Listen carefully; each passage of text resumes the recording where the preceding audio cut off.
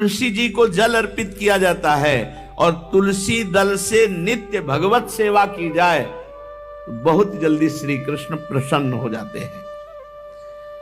प्रतिदिन जो तुलसी जी की भक्ति करता है, तुलसी का पौधा रोप करके तुलसी जी का सिंचन करना, तुलसी जी को तिलक लगाना, तुलसी जी को माला पहनाना, तुलसी जी की परिक्रमा करना, तुलसी जी को प्रणाम करना, वो कोटि सहस्त्र युगों तक ऐसा महान सुकृत होता है कि भगवान श्री कृष्ण के नित्य समीप रहता है जो तुलसी जी की सेवा करता है।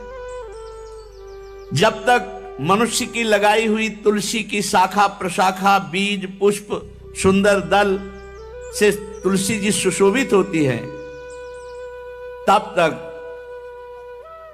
हजारों कल्पों में श्री हरिधाम में रहते हुए उसका कभी पुण्य नष्ट नहीं होता। जैसे एक दिन 1000 कल्प, 2 दिन 2000 कल्प वो भगवान के नित्य धाम में महान सुकृत के बल से भगवत धाम में रहेगा, जो तुलसी जी का पक्का मान लीजिए। जब स्वयं में से तो तुलसी जी रोपण करके तुलसी जी का एक वन लगाया था और रोज नवीन नवीन मंजरी तुलसी दल लेकर प्रभु के चरणों में, कहीं न कहीं तुलसी जी की कृपा हुई। वृंदावन, ये वृंदा अधिष्ठात्री देवी वृंदावन की है, इनकी कृपा के बिना।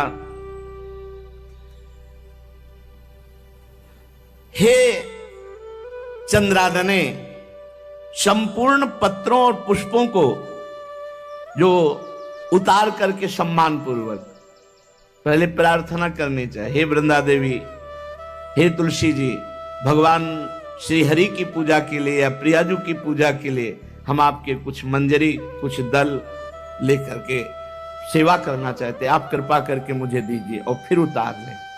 ऐसे नोचना नहीं, बहुत सम्मान से बहुत प्यार से, तो तुलसी जी प्रसन्न होते हैं। जो मनुष्य तुलसी दल से श्री हरि की पूजा करता है, कोई भी पाप उसका स्पर्श नहीं कर सकता।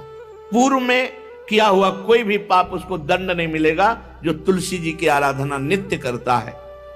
अब इतना जल भी ना चढ़ा दे, मार पुण्य हो जाए और तुलसी जी अंतर ध्यान अनुकूल जल, जैसे मान लो गमले पे हैं तो इतना बड़ा तांबे का रोज उससे चढ़, अब भर के लोटा चढ़ा दोगे 2-4 दिन में अंतर ध्यान हो जाएंगे तुलसी जी।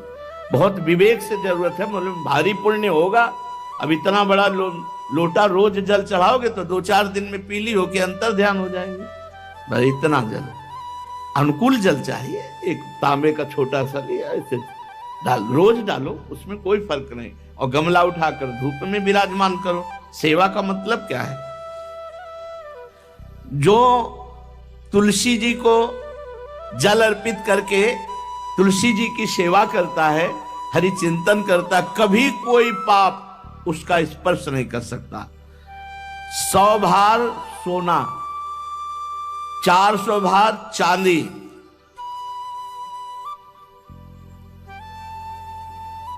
का जो दान करने का फल होता है, वो एक तुलसी दल उतार, जो अपने द्वारा लगाई हुई तुलसी दल, वो हरि के चरणों में अर्पित हो। ये 100 भार सोना और चांदी बराबरी नहीं हो सकती।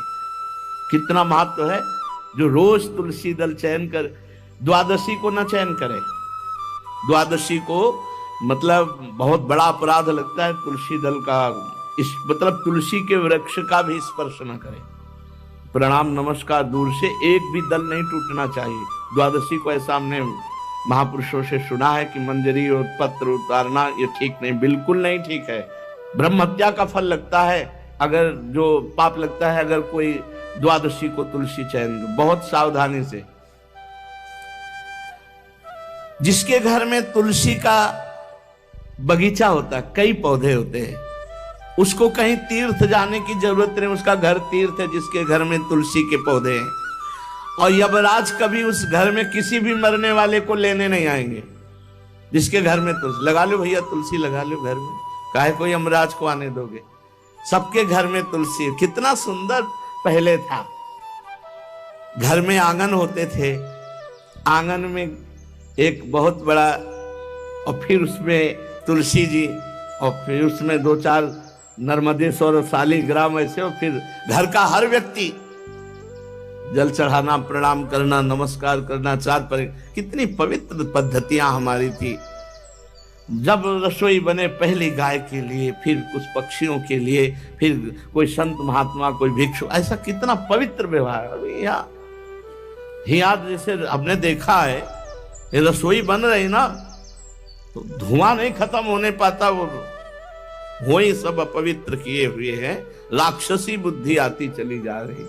तुलसी जी, ये भागवती को वस्तुएं, हमें लगता है बालकनी तो होती है, बढ़िया बालकनी में कैसा उठाने धरने वाला स्टैंड लोहे का रखो कि तुलसी जी को विराजमान कर दो। जिसके घर में तुलसी जी विराजमान होती, उसके घर में यमराज कभी नहीं जाते। जो तुलसी जी का सेवन करता है, उसकी सारी कामनाएं तुलसी जी पूर्ण कर देती है। तुलसी जी को लगाना, तुलसी जी का पालन करना, तुलसी जी को सिंचन करना, तुलसी जी का दर्शन करना, तुलसी जी का स्पर्श करना, मनुष्य के द्वारा जो मन, वाणी और शरीर से पाप हो गए, सबको तुलसी महारानी क्षमा कर देती है, दग्ध कर देती है। पुष्कर आदि तीर्थ, गंगा आदि परम पावन नदियां,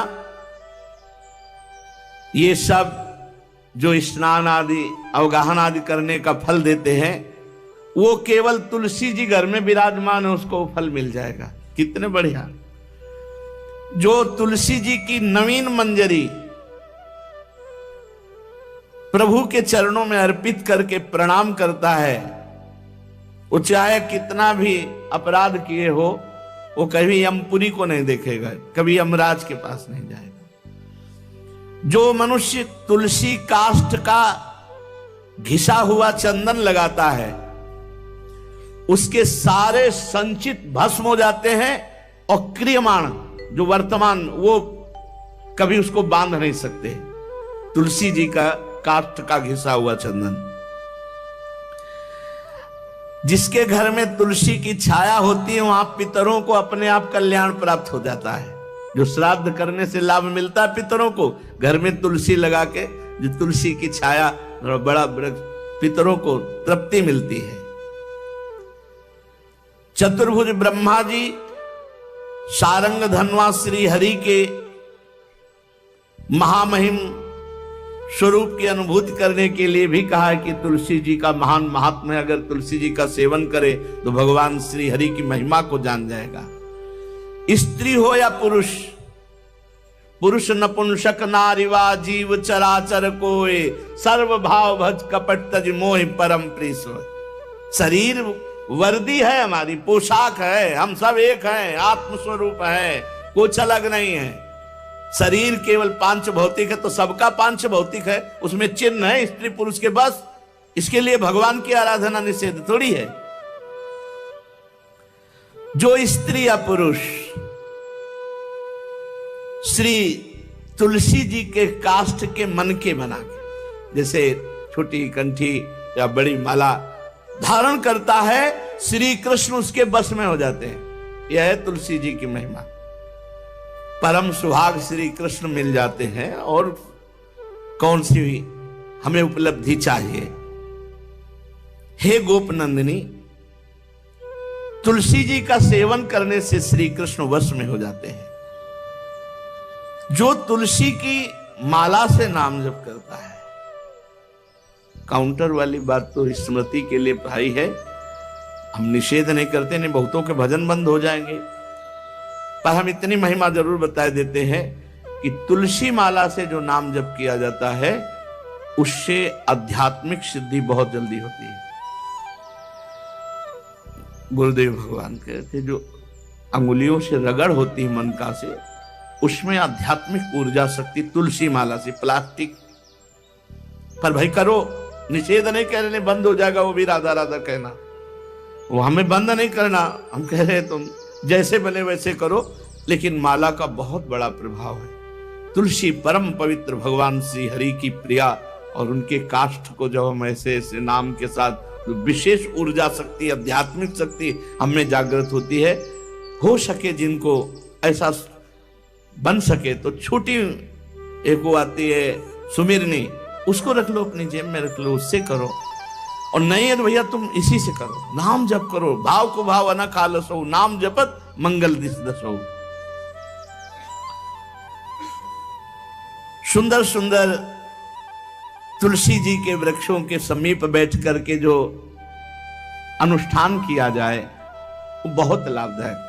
श्रीमद् भागवत का, गोपाल सहस्त्र नाम का कोई भी पाठ तुलसी जी के समीप विराजमान करके किया जाए,